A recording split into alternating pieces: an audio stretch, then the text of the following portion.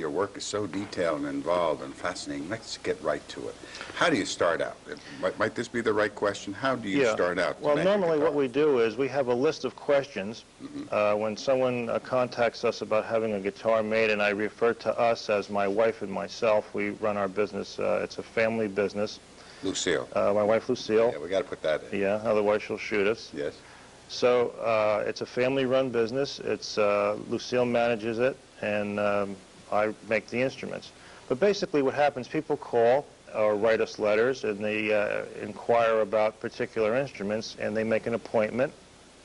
In many cases, if they're close enough, they come in, and we talk about what type of instrument that they want, whether it be an acoustic guitar, electric guitar, or whatever. Or if they're far away, we write to them, mail them letters with questionnaires, helping them to understand what we're doing, what's available, and how we can suit their needs. Now, to give you an example, many people like certain size necks. Now, the neck of a guitar, there's a neck here, and we And just hold that still so the camera can see that. Yeah, that's the neck of the guitar. This is a neck. Yeah. This gets attached to the body. This is for an acoustic instrument. Now, the difference Acoustic meaning that no electric is attached to it? It's a non-amplified, normally is referred to as a non-amplified instrument.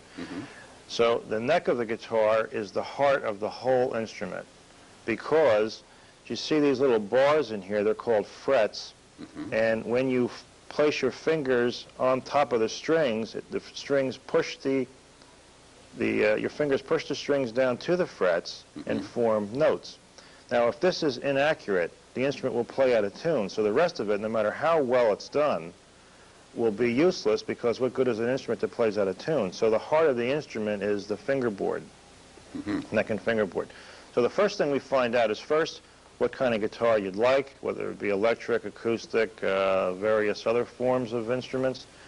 And then we determine, first of all, what scale. Now, the scale is how far apart the frets are, and then we determine how thick or wide this way the neck is, and how thick it may be this way. And then we fit all this to people's hands. Everything is made to fit the particular size hand of the person.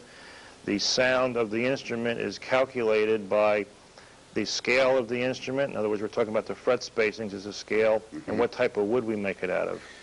Is that wood now hand carved that you have there? Is that made from a mold or? No. Basically, it's sawn out of large blocks of wood. That's the beginning of one right there? Here's the beginning of one. I brought this along today. And you can see here where, if you look closely, maybe you can see the bandsaw marks in here. This is cut out on a saw. And this is a laminate. This is a three-piece neck. There are maple on the outside. In the middle, this is a African cherry. It's known as bubinga. And this is maple over here. So laminates are much stronger than one piece. So we use laminates quite a bit. And this is sawn out, and after it's sawn out, this part of the instrument, you can see that, is where it attaches to the body. This is done, cut out. The fingerboard is glued on. That's the part here we were talking about before where the frets go. Then if you look closely, I don't know if you could see it or not, but there's little lines drawn on here, and that's where the inlays would go, as the inlays, these mother-of-pearl inlays in this one.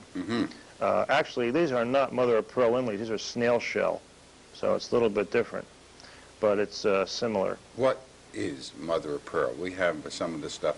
Is this a good time to show some of this right now? Yeah. All right, suppose I do that. I'll point, if I can get the camera to come in, to some what I think is mother-of-pearl. Is it